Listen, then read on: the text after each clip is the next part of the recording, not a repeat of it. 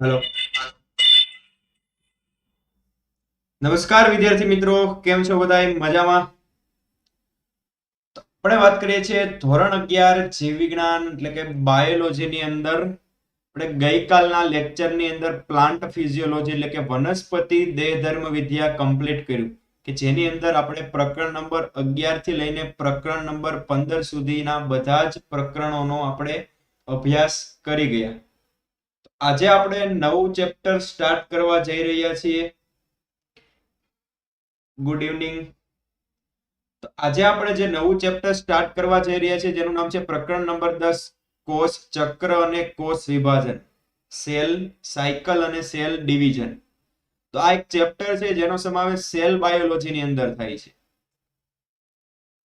તો તમે પ્રકરણ નંબર 8 ની અંદર કોષની રચના વિશે સમજી ગયા હશો. કોષની અંદર કેવી રચનાઓ જોવા મળે છે જેને આપણે રચનાત્મક અને ક્રિયાત્મક એકમ કીધો. બધા જ સજીવો માટે કોષ એક રચનાત્મક અને ક્રિયાત્મક એકમ છે, કારણ કે એના શરીરની રચના કોઈ પણ સજીવ છે કોના દ્વારા બનેલો છે? કોષ દ્વારા. એ સજીવ જે કાંઈ ક્રિયાઓ કરે છે તો એ ક્રિયાઓ પણ કોના દ્વારા થાય છે?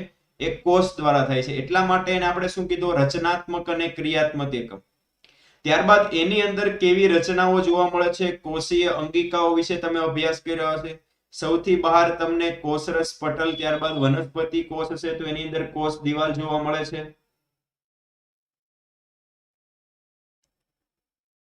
માઇક્રોબાયોલોજી ભાઈ સૂક્ષ્મ જીવો વિશે આપણે ભણીએ, માઇક્રો ઓર્ગેનિઝમ વિશે ભણીએ તો એને કહેવાય માઇક્રોબાયોલોજી. ઓકે, આનો સમાવેશ સેલ બાયોલોજી ની અંદર થાય. ઓકે, ચાલો. તો આ જે કોષ ચક્ર અને કોષ વિભાજન છે, એક ચેપ્ટર અલગથી તમે કોષ રચનાત્મક અને ક્રિયાત્મક એકમ, ચેપ્ટર નંબર 8 કોષની રચના સમજી ગયા કે કેવા કાર્યો કઈ અંગિકાઓ એ કોષની અંદર કરે છે. તો એ બધી વસ્તુ તમે ડિટેલમાં અભ્યાસ, કોષની રચના તો સમજી ગયા, પણ અહીંયા તમારે સમજવાનું છે કોષ વિભાજન અને કોષ ચક્ર. તો આજે આપણે આજના લેક્ચરની અંદર પ્રસ્તાવના કમ્પ્લીટ કરશું કે આ ચેપ્ટરની અંદર આપણે કઈ કઈ વસ્તુ સમજવાની છે. ત્યારબાદ કોષ ચક્ર વિશે વાત કરશું અને કેટલાક કોષ ચક્રના તબક્કાઓ. તો લેક્ચર સ્ટાર્ટ કરતા પહેલા જે વિદ્યાર્થી મિત્રો હાલ મને યુટ્યુબમાં લાઈવ જોઈ રહ્યા છે એના માટે ખાસ અગત્યની સૂચના એ છે કે તમે લોકો અત્યારે જ પ્લે સ્ટોર પર જઈ આ વિદ્યાકુલ એપ ડાઉનલોડ કરો, કારણ કે આ એપ્લિકેશન ઉપર તમને એક સાથે એટલી બધી વસ્તુ મળે છે તો અહીંયા તમારા સ્ટડીનો સારો એવો એક્સપિરિયન્સ હશે. જેવા કે દરેક વિષયના free live lecture, physics, chemistry, maths, biology દરેક વિષયના ફ્રી લાઈવ લેક્ચર એપ્લિકેશન ઉપર ચાલે છે. ત્યારબાદ એ લાઈવ લેક્ચર દરમિયાન તમારા જે કાંઈ ડાઉટ સોલ્યુશન છે એ ડાઉટ સોલ્યુશન પણ તમે આ જ એપ્લિકેશન ઉપર લાઈવ લેક્ચર દરમિયાન જ કરી શકો છો. ત્યારબાદ હવે લેક્ચર પૂર્ણ થઈ ગયો. હવે તમારે જે કાંઈ વસ્તુઓ ભણ્યા છો એની પીડીએફ મટીરિયલ જોતું છે, એની નોટ્સ જોતી છે, તો એ પીડીએફ મટીરિયલ અત્યાર સુધીના બધા જ લેક્ચરનું પીડીએફ મટીરિયલ અને અત્યાર સુધીના બધા જ રેકોર્ડેડ લેક્ચર બંને વસ્તુ તમને આ એપ્લિકેશન ઉપર મળશે. ત્યારબાદ આગામી દિવસોમાં શેડ્યુલમાં કઈ રીતે કયા લેક્ચરો ગોઠવાયેલા છે, કયા ટોપિક ઉપરથી લેક્ચર આવવાના છે, કયા સબ્જેક્ટના એનસીઆરટી ના કયા પેજ નંબર ઉપરથી લેક્ચર આવવાના છે, એ બધી જ માહિતી અંગેનું શેડ્યુલ તમને આ એપ્લિકેશન ઉપર મળશે. તો અહીંયા તમને એક સાથે એટલી બધી વસ્તુ મળે છે તો કોઈ જગ્યાએ કોઈ વસ્તુ ગોતવા જવાની જરૂર પડશે નહીં. તો અહીંયા તમારા સ્ટડીનો તમે સારો એવો એક્સપિરિયન્સ કરી શકો છો. તો અત્યારે જ પ્લે સ્ટોર પર જઈ આ વિદ્યાકુલ એપ ડાઉનલોડ કરો. ત્યારબાદ અમારી સાથે તમે ટેલિગ્રામ ચેનલ છે, વોટ્સએપ નંબર, ત્યારબાદ ફેસબુક, ઇન્સ્ટા દ્વારા પણ જોઈન કરી શકો છો. ઓકે, આગળ આજના લેક્ચર તરફ આગળ વધીએ. તો ચેપ્ટર નંબર 10 કોષ ચક્ર અને કોષ વિભાજનની અંદર પ્રસ્તાવનાની વાત કરીએ. પહેલા તો એ જે ટાઇટલ આપણને આપેલું છે કે કોષ ચક્ર અને કોષ વિભાજન કોને કહીશું, તો પ્રસ્તાવનાની અંદર આપણે વાત કરીએ કે આ કોષ વિભાજન છે એ કોઈ પણ સજીવ હશે શું કામ કરે છે? તો એ સજીવની જો વૃદ્ધિ કરવી હોય કોઈ પણ સજીવ હશે એને જો વૃદ્ધિ કરવી હોય તો એની અંદર આ એક પ્રક્રિયા થવી જોઈએ જેનું નામ છે કોષ વિભાજન. એટલે કે એની અંદર એક કોષમાંથી કેટલા બનશે? 2 કોષ બનશે. એક કોષનું કોષ વિભાજન થશે એટલે એમાંથી કેટલા કોષ બનશે? 2. 2 માંથી કેટલા બનશે? 4. તો કોઈ પણ સજીવને જો વૃદ્ધિ કરવી હોય તો આ જે પ્રક્રિયા છે એને કહીશું આપણે કોષ વિભાજન, જે સજીવના વૃદ્ધિ માટે ખૂબ જ અગત્યની પ્રક્રિયા છે. ત્યારબાદ આ જે કોષ વિભાજન પ્રક્રિયા છે એ કોષ વિભાજન પ્રક્રિયા દરેક સજીવની અંદર કેવી હોય? ખૂબ જ નિયંત્રિત હોય છે. આ કોષ વિભાજન પ્રક્રિયા જે છે એ દરેક સજીવની અંદર કેવી હોય છે? ખૂબ જ નિયંત્રણ. એટલે કે આ પ્રક્રિયા ચેતાતંત્ર દ્વારા નિયંત્રિત થતી હોય છે કે કોઈ પણ અંગ કે પેશીનું એને જેટલી જરૂરિયાત છે એટલા પ્રમાણમાં જ ત્યાં કોષ વિભાજન થશે. એવું નથી કે સતત ચાલુ જ રહે કોષ વિભાજન.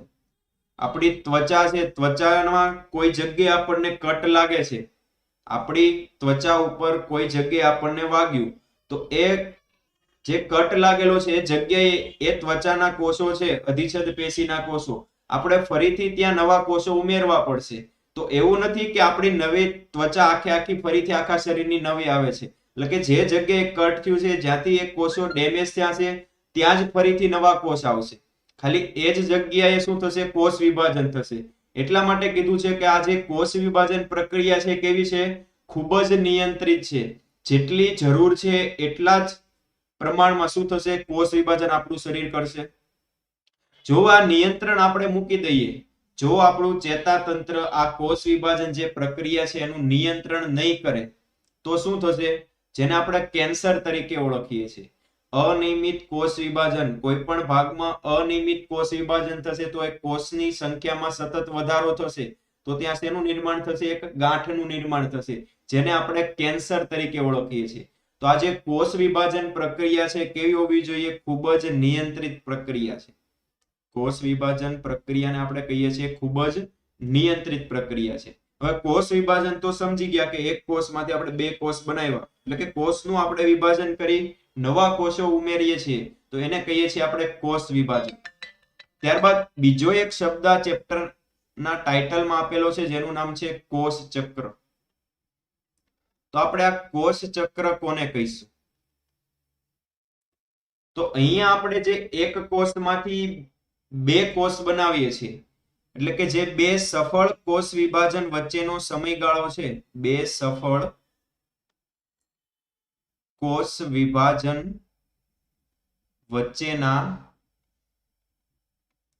સમયગાળાને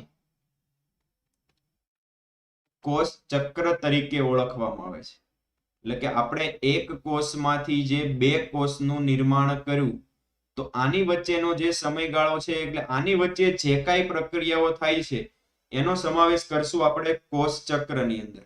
તો એક બુકની અંદર પણ તમને એક આકૃતિ દ્વારા કોષ ચક્રની માહિતી આપેલી છે. તો આની અંદર કેવા કેવા તબક્કાઓનો સમાવેશ થાય છે. એટલે કે કોઈ એક કોષ છે, એ કોષ અલગ અલગ અવસ્થાઓમાંથી પસાર થશે, અલગ અલગ તબક્કાઓમાંથી પસાર થઈ એ કોષમાંથી કેટલા કોષ બને છે? 2 કોષ બને છે. તો આ જે પ્રક્રિયા છે એને કહીશું આપણે કોષ ચક્ર.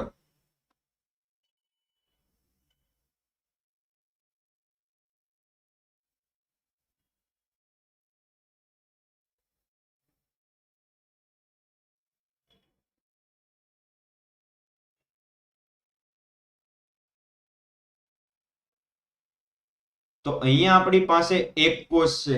હવે એક કોષ આગળ કોષ વિભાજન પામવા માટે અલગ અલગ તબક્કાઓમાંથી પસાર થશે અને અંતે આપણને એક કોષમાંથી કેટલા કોષ મળે છે? 2 કોષ મળે છે. આપણી પાસે પેલા એક કોષ હતો, એનું આપણે કોષ વિભાજન કર્યું તો એમાંથી જે 2 કોષ મળ્યા, એટલે કે 2 સફળ કોષ વિભાજન વચ્ચેનો જે આખો સમયગાળો છે એને કહીશું આપણે કોષ ચક્ર. તો આ કોષ ચક્રને મુખ્યત્વે આપણે 2 તબક્કામાં વહેંચીએ છીએ. એક જે સૌથી મોટો તબક્કો છે એને કહીશું આપણે આંતરા અવસ્થા. જે કોષ ચક્રની અંદર જે સૌથી મોટો તબક્કો છે એને કહીશું આપણે આંતરા અવસ્થા, અથવા તો એને ઇંગ્લિશમાં કીધેલું છે ઇન્ટરફેઝ. તો તો આ એક તબક્કો એની અંદર જોવા મળે છે અને બીજો તબક્કો એની અંદર જોવા મળે છે એમ તબક્કો.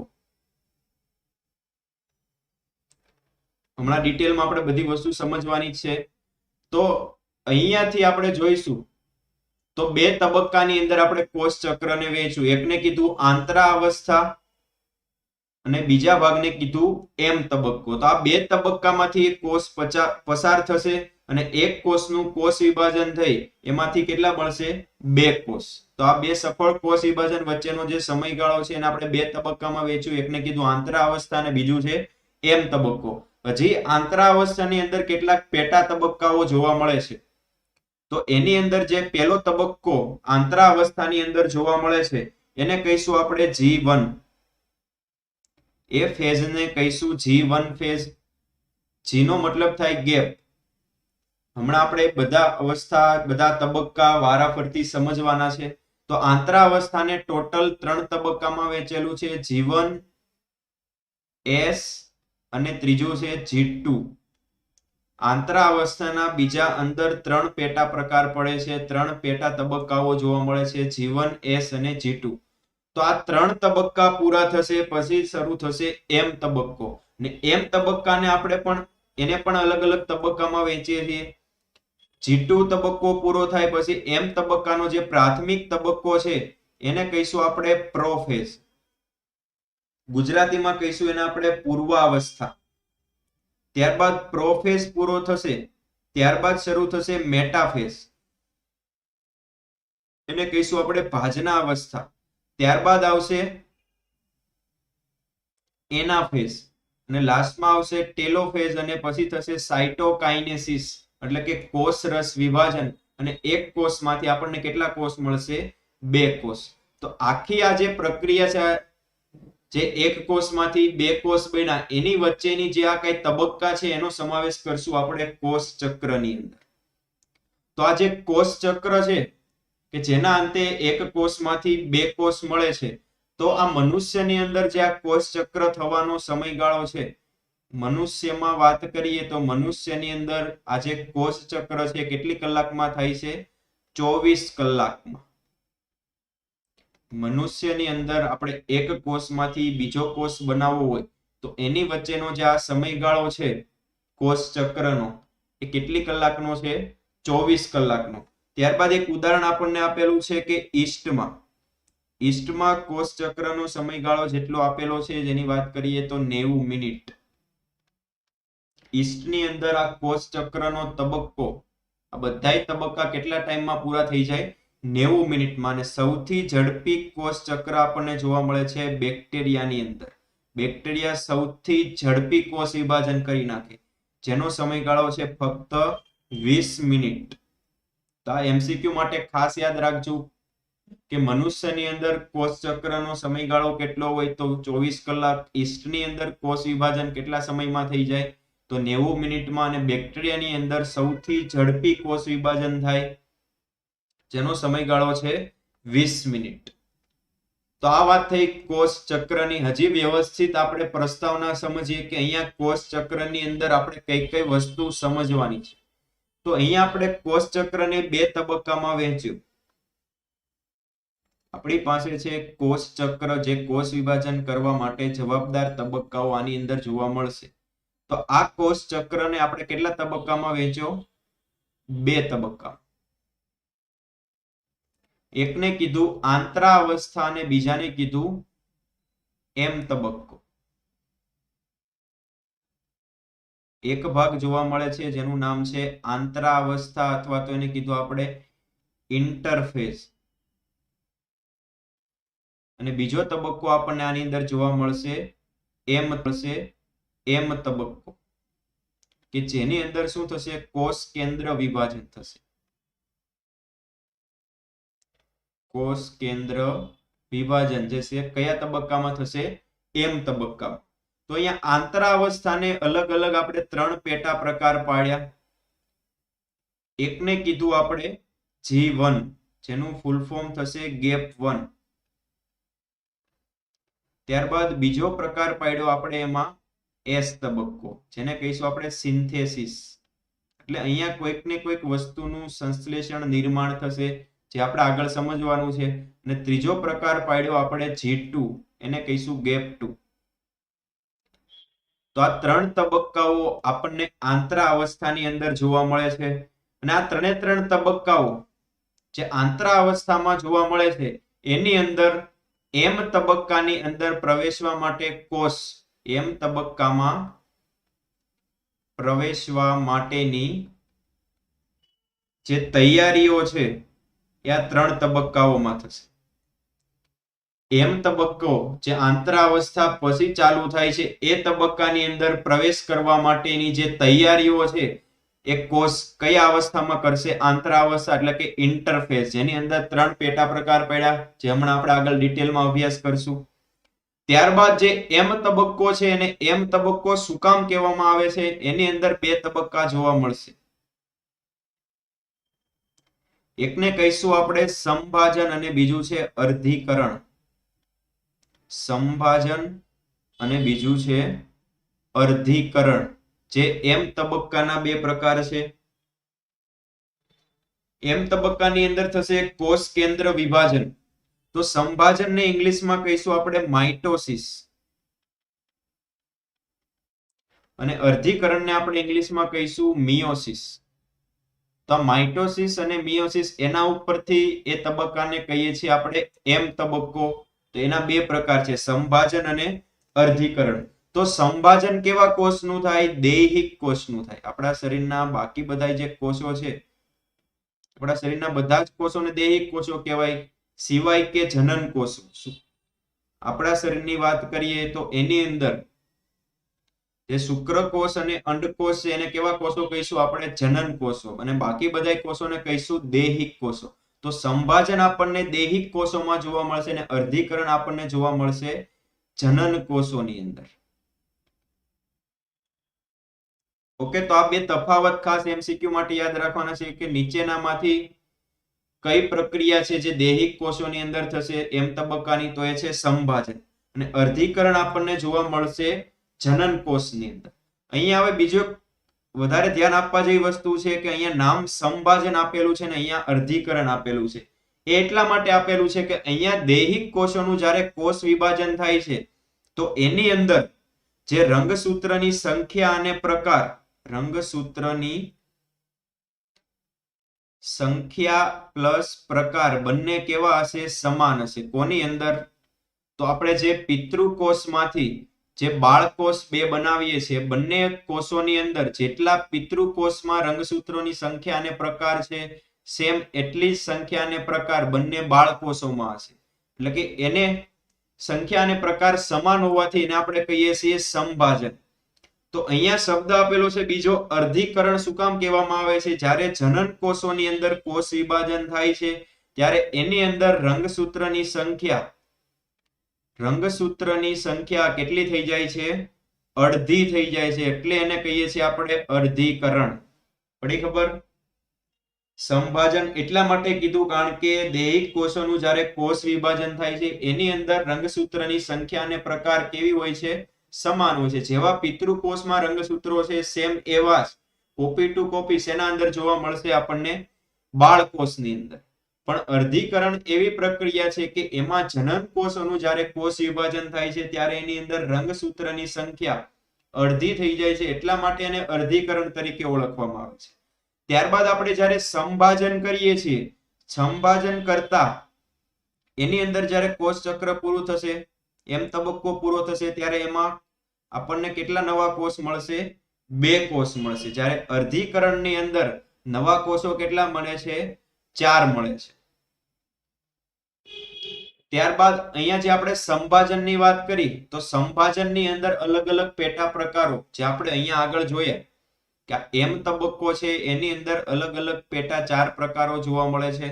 તો એ પ્રકારોની વાત કરીએ તો સંભાજનની અંદર ટોટલ જે 4 પેટા પ્રકારો જોવા મળે છે, એની અંદર પહેલો તબક્કો જોવા મળશે આપણને, એને કહીશું આપણે પૂર્વાવસ્થા.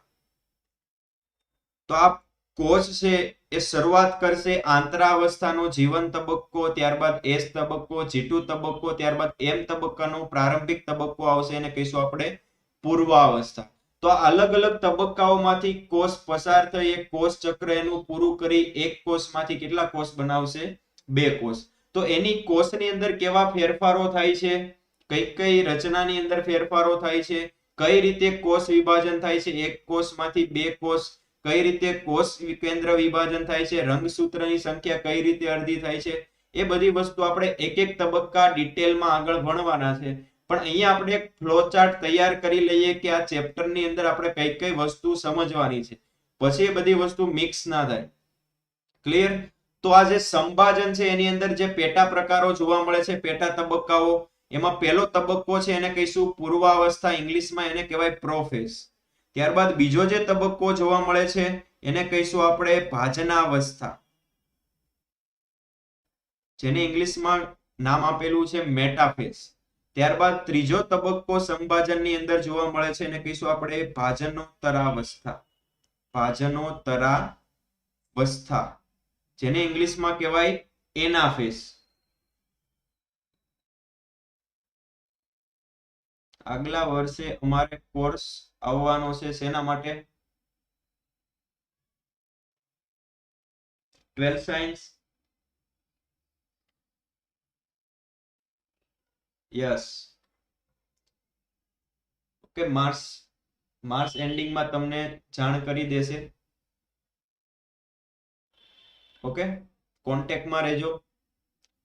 તો આપ સંભાજનની અંદર જે પેટા પ્રકારો જોવા મળે છે, પૂર્વાવસ્થા, ભાજનાવસ્થા, ભાજનોત્તરાવસ્થા, એને કીધું આપણે એનાફેઝ. ત્યારબાદ ચોથો તબક્કો એની અંદર જોવા મળે છે જેને કહીએ છીએ આપણે ટીલોફેઝ, અથવા તો ગુજરાતીમાં એને નામ આપેલું છે અંત્યાવસ્થા. તો આ 4 તબક્કાઓમાંથી કોષ પસાર થશે સંભાજનની અંદર, જેની અંદર એ દેહી કોષનું કોષ વિભાજન થઈ આપણને કેટલા કોષ મળશે? 2 કોષ. અને એ બંને કોષની અંદર રંગસૂત્રની સંખ્યા અને પ્રકાર આપણને સરખો જોવા મળે છે, સમાન જોવા મળે છે, એટલા માટે એને સંભાજન કહીએ છીએ. ત્યારબાદ બીજો તબક્કો, અહીંયા અંત્યાવસ્થા પૂરી થશે એટલે 2 કોષ નહીં મળે, અહીંયા લાસ્ટમાં એક તબક્કો થશે જેનું નામ છે સાઇટોકાઇનેસિસ, જેને ગુજરાતીમાં કહીશું કોષ રસ વિભાજન. અને અહીંયા આપણો સંભાજન તબક્કો પૂરો થશે. ત્યારબાદ અર્ધીકરણની વાત કરીએ તો અર્ધીકરણ થાય છે જનન કોષોની અંદર. અને આ જનન કોષોની અંદર જ્યારે અર્ધીકરણની પ્રક્રિયા થાય છે, અર્ધીકરણ તબક્કામાંથી એક કોષ પસાર થાય છે, ત્યારે એની અંદર રંગસૂત્રની સંખ્યા કેવી થઈ જાય છે? અડધી થઈ જાય છે. અને એની અંદર જે નવા કોષ મળે છે, એકમાંથી 2 નહીં પણ એકમાંથી કેટલા મળે છે?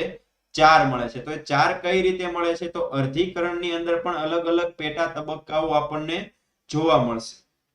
તો જે અર્ધીકરણ છે એની અંદર જે 4 કોષ બને છે, એની અંદર જે શરૂઆતનો તબક્કો જોવા મળે છે પહેલો, એને કહીશું આપણે પૂર્વાવસ્થા 1.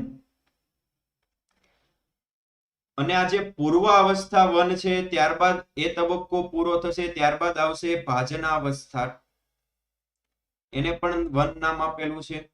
ત્યારબાદ આવશે ભાજનોત્તરાવસ્થા, જે આગળ અહીંયા નામ આપ્યા સેમ એવા જ નામ આની અંદર આપેલા છે, ભાજનોત્તરાવસ્થા, પણ એને અહીંયા બધાય નામ આપવાના છે 1. ત્યારબાદ ચોથો તબક્કો આપણને જોવા મળશે અંત્યાવસ્થા.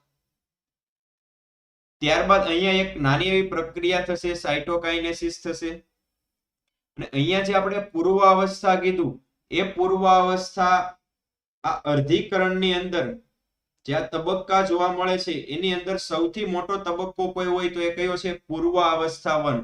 અને આ પૂર્વાવસ્થા 1 ની અંદર પણ અલગ અલગ 5 પેટા તબક્કાઓ આપણને જોવા મળશે, જેની અંદર લેપ્ટોટીન, ઝાયગોટીન, પેકેટીન, ડિપ્લોટીન અને ડાયકાઇનેસિસ, જે અલગ અલગ તબક્કાઓ આપણે અંદર ડિટેલમાં સમજશું.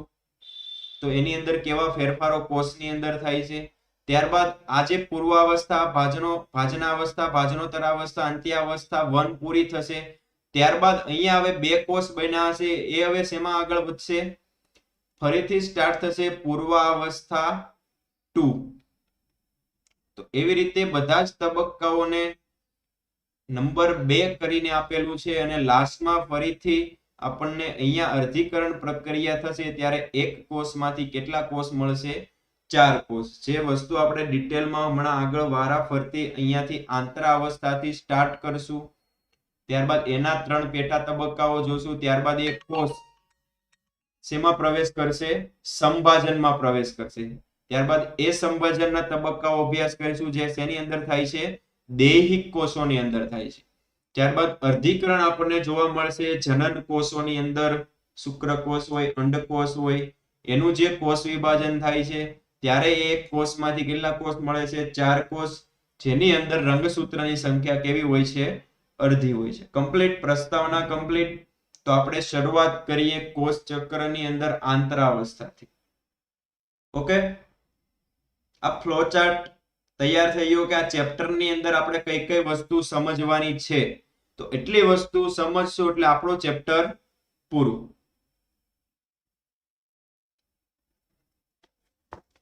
ઓકે, ચાલો, વેરી ગુડ.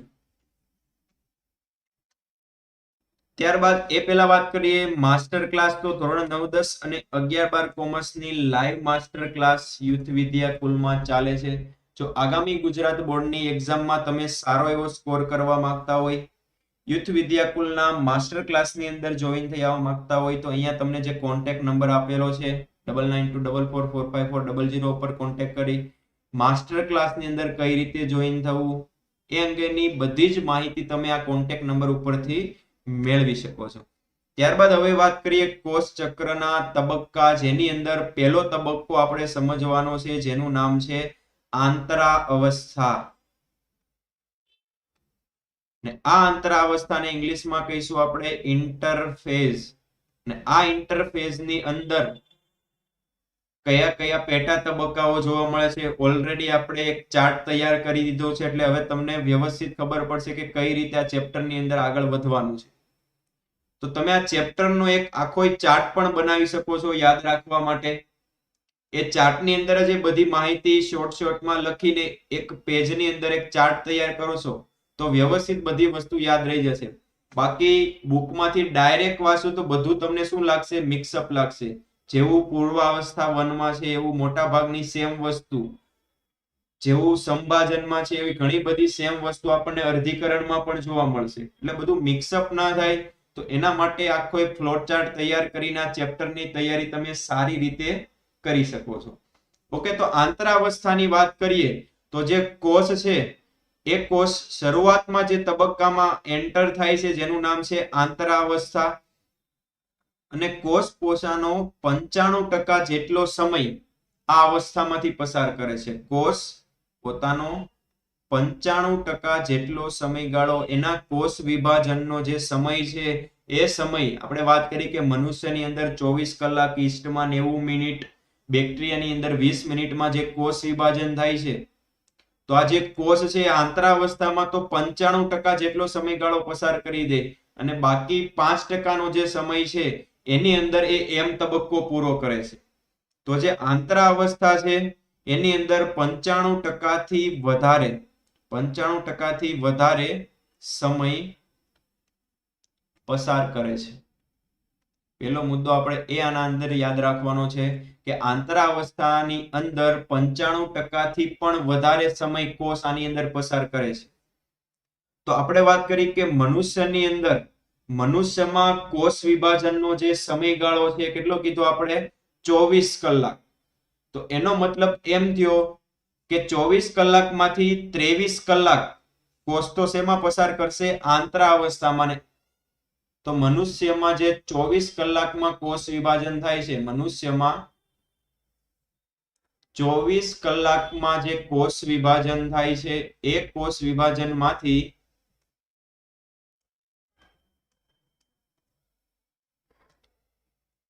ફક્ત એક જ કલાકમાં કોષનો કયો તબક્કો થાય છે? સંભાજન. એક જ કલાકમાં કોષનો સંભાજન તબક્કો પૂરો થાય છે. એટલે અહીંયા જે 95% જે આપણને આંકડો આપ્યો છે એના ઉપરથી જ આપણે તર્ક લગાવી શકીએ કે મનુષ્યની અંદર જે 24 કલાકમાં કોષ વિભાજનનો સમયગાળો છે કે એની અંદર કોષ ચક્ર 24 કલાકમાં પૂરું થાય છે, તો એ 24 કલાકમાંથી 23 કલાક તો કોષ આંતરાવસ્થામાં પસાર કરશે અને ફક્ત 1 કલાકની અંદર શું થશે? સંભાજન અથવા તો અર્ધીકરણ. એનો મતલબ કે એમ તબક્કો. ત્યારબાદ આ આંતરાવસ્થાને આપણે અલગ અલગ 3 તબક્કામાં વહેંચ્યું. એકને કીધું જીવન, એકને કીધું આપણે એસ તબક્કો, સિન્થેસિસ તબક્કો, અને ત્રીજું હતું ગેપ 2, જેને કીધું આપણે શોર્ટમાં G2. તો આ 3 તબક્કાઓ આ આંતરાવસ્થાની અંદર આપણે કમ્પ્લીટ કરવાના છે. તો આ 3 તબક્કાઓમાં શું જોવા મળશે? સતત કોષની શું થશે? વૃદ્ધિ થશે. સતત કોષની વૃદ્ધિ આપણને આ તબક્કાની અંદર જોવા મળશે. એટલે કે કોષના કદમાં વધારો થશે, એની અંદર કોષરસ છે એ કોષરસના કદમાં વધારો થશે, એની અંદર જે અંગિકાઓ છે એટલે કે કોષની વૃદ્ધિ થાય છે એનો મતલબ કે એની અંદર કેવા કેવા ફેરફારો થાય છે આંતરાવસ્થા દરમિયાન. તો એની અંદર આપણે જોઈશું કે એના કદમાં વધારો થવો, ત્યારબાદ એના કોષ રસમાં વધારો થશે, ત્યારબાદ એક કોષની અંદર જે અંગિકાઓ આવેલી છે એ બધી અંગિકાઓ કેવી થાય છે? બેવડાય છે, એના સંખ્યાની અંદર વધારો થાય છે. ત્યારબાદ ડીએનએ છે એ ડીએનએ નું પણ શું થાય છે? સ્વયંજનન થાય છે. એટલે કે ડીએનએ પણ કેવું થાય છે? બેવડાય છે. એના ડીએનએ દ્રવ્ય ક્રોમોસોમની અંદર પણ શું થાય છે? વધારો થાય છે. તો આવી બધી વસ્તુ આપણને શેની અંદર જોવા મળશે? આંતરાવસ્થા. તો થોડીક બેઝિક માહિતી આંતરાવસ્થા વિશે યાદ રાખવાની છે કે 95% થી વધારે સમય એ કોષ આ કોષ ચક્રનો જે આંતરાવસ્થો તબક્કો છે ઇન્ટરફેસ એની અંદર પસાર કરે છે. તો અહીંયા આપણે ઉદાહરણ આગળ એ પણ સમજ્યા પ્રસ્તાવનાની અંદર કે મનુષ્યની અંદર આ જે કોષ ચક્ર છે આપણને 24 કલાકની અંદર જોવા મળે છે. તો એની અંદર જે આંતરાવસ્થા તબક્કો છે આપણને કેટલા સમયમાં જોવા મળશે? 23 કલાકમાં. અને ફક્ત 1 કલાકની અંદર કયો તબક્કો જોવા મળશે? સંભાજન અથવા તો અર્ધીકરણ. એને અંદર આપણે આંતરાવસ્થાને અલગ અલગ 3 તબક્કામાં વહેંચ્યું છે, જીવન, એસ અને G2. તો વારાફરતી જીવન, એસ અને G2 ની અંદર કેવા કેવા ફેરફારો કોષની અંદર થાય છે એ વસ્તુ આપણે સમજવાની છે. તો આપણે શરૂઆત કરીએ પહેલો તબક્કો જે આંતરાવસ્થાની અંદર જોવા મળે છે જેનું નામ છે G1. ઓકે, તો આ જે જીવન તબક્કો છે એની અંદર આપણે પહેલો મુદ્દો તો એ લખી શકીએ કે તે આંતરાવસ્થાનો કેવો તબક્કો છે? પ્રથમ તબક્કો છે. તે આંતરાવસ્થાનો પ્રથમ તબક્કો ગણવામાં આવે છે. અહીંયા આપણે કોષ ચક્ર જોયું હતું જેને આપણે 2 તબક્કામાં વહેંચ્યું. એકને કીધું આંતરાવસ્થા, એક મોટો ભાગ આપણને કોષમાંથી 2 કોષ મળે છે, એકને કીધું આપણે આંતરાવસ્થા, જેની અંદર આપણને જોવા મળ્યું જીવન, એસ અને G2. અને અહીંયા જોવા મળે છે આપણને એમ તબક્કો. તો અહીંયા જે કોષ છે કોષ પ્રારંભિક કયા તબક્કાની અંદર પ્રવેશ કરે છે? આંતરાવસ્થાનો પ્રથમ તબક્કો, જેને કહીશું આપણે જીવન તબક્કો. ત્યારબાદ આ જે જીવન તબક્કો છે તેને આંતરાવસ્થાનો સૌથી મોટો તબક્કો પણ ગણવામાં આવે છે. તેને આંતરાવસ્થાનો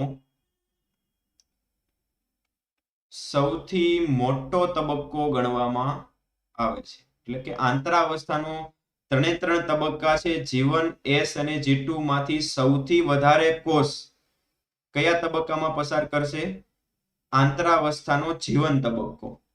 ઓકે, ત્યારબાદ આ તબક્કાને વૃદ્ધિ તબક્કો પણ ગણવામાં આવે છે. આ તબક્કાને ગ્રોથ ફેઝ એટલે કે વૃદ્ધિ તબક્કો એટલા માટે ગણવામાં આવે છે કે આની અંદર કોષની શું થવાની છે? વૃદ્ધિ થવાની છે. એટલા માટે જીવન તબક્કાને ગ્રોથ ફેઝ તરીકે પણ ઓળખવામાં આવે છે. ત્યારબાદ એને ગેપ 1 શું કામ કહેવામાં આવે છે? કારણ કે તે જે તબક્કો છે એ ભવિષ્યની એસ અને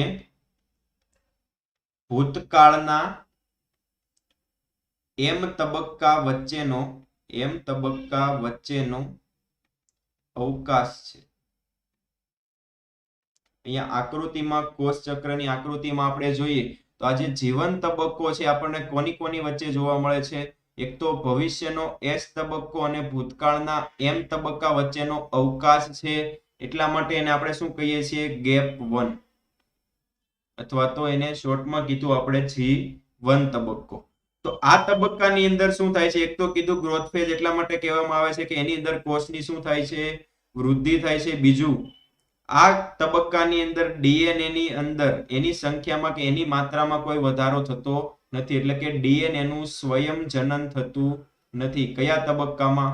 એમસીક્યુ માટે આવા મુદ્દા ઝીણા ઝીણા યાદ રાખવાના છે કે જીવન ફેઝમાં ડીએનએ નું સ્વયં જનન થાય છે કે નહીં. તો ડીએનએ નું સ્વયં જનન જીએન ફેઝમાં થતું નથી. પણ જે ડીએનએ ના સ્વયં જનન માટે જે જરૂરી પ્રોટીન હોય, આરએનએ હોય, ઉત્સેચકો હોય, એનું સંશ્લેષણ, એનું નિર્માણ શેની અંદર થાય છે? જીવન ફેઝની અંદર. ડીએનએ ના સ્વયં જનન માટે જે જરૂરી પ્રોટીન છે, ત્યારબાદ એના માટે જરૂરી જે આરએનએ છે, ઉત્સેચકો છે, એ બધાનું નિર્માણ, સંશ્લેષણ શેની અંદર થાય છે? જીવન તબક્કાની અંદર. તો એટલા મુદ્દા આપણે શેની અંદર યાદ રાખવાના છે? આંતરાવસ્થાનો પહેલો તબક્કો, જેને કીધું આપણે G1 તબક્કો. ઓકે, અહીંયા સુધી બધાને કમ્પ્લીટ. પહેલા તબક્કાની અંદર ખાસ જેવું કોષ ચક્રની અંદર દેખાય છે એવા જ મુદ્દા લખવાના છે ભાઈ, કે કોષ ચક્રનો શરૂઆતનો પ્રથમ તબક્કો છે. આકૃતિમાં જ આપણે બતાવેલો છે કે કોષ સૌથી પહેલા આંતરાવસ્થાના કયા તબક્કાની અંદર પ્રવેશ કરશે? જીવન. તો પહેલો મુદ્દો એ જ છે કે તે આંતરાવસ્થાનો પ્રથમ તબક્કો છે. ત્યારબાદ આંતરાવસ્થાના 3 તબક્કામાંથી સૌથી મોટો તબક્કો કોઈ હોય તો એ કયો છે? ગેપ 1, એટલે કે જીવન ફેઝ.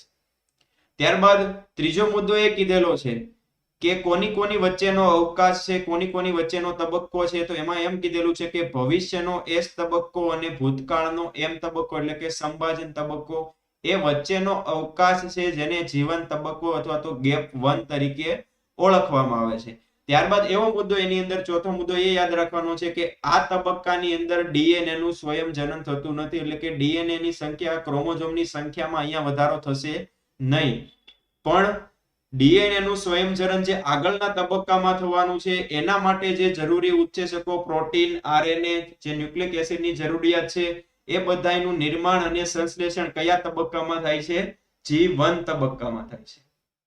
ક્લિયર? તો આજે આપણે અહીંયા સુધી રાખીએ છીએ. આગળના બધા તબક્કાઓ છે વાંચીને ક્લિયર કરી નાખજો કે એટલી વસ્તુ ફ્લોચાર્ટ આ ચેપ્ટરની અંદર આપણે યાદ રાખવાનું છે. પછી એની અંદર કેવા કેવા મુદ્દા આવશે પછીથી યાદ રાખવાના, પણ આખા ચેપ્ટરની અંદર કેવા કેવા તબક્કાઓ જોવા મળે છે, કોષ ચક્રની અંદર કયા કયા તબક્કા આવશે, ખાલી એક ફ્લોચાર્ટ યાદ રાખો. પછી એને 1 by 1 એની અંદર કઈ કઈ વસ્તુઓ જોવા મળે છે કોષની અંદર, આખો ચાર્ટ તૈયાર, માઇન્ડ મેપ ક્લિયર કરી નાખો. આ ચેપ્ટર સાવ ઈઝી છે, બહુ વ્યવસ્થિત એમસીક્યુ આની અંદર આવડી જશે. ઓકે, તો આજે આપણે અહીંયા સુધી રાખશું. કાલે ફરીથી નવા ટોપિક સાથે અહીંયાથી આગળ વધારશું. ત્યાં સુધી બધાને વંદે માતરમ, જય હિન્દ, જય ભારત.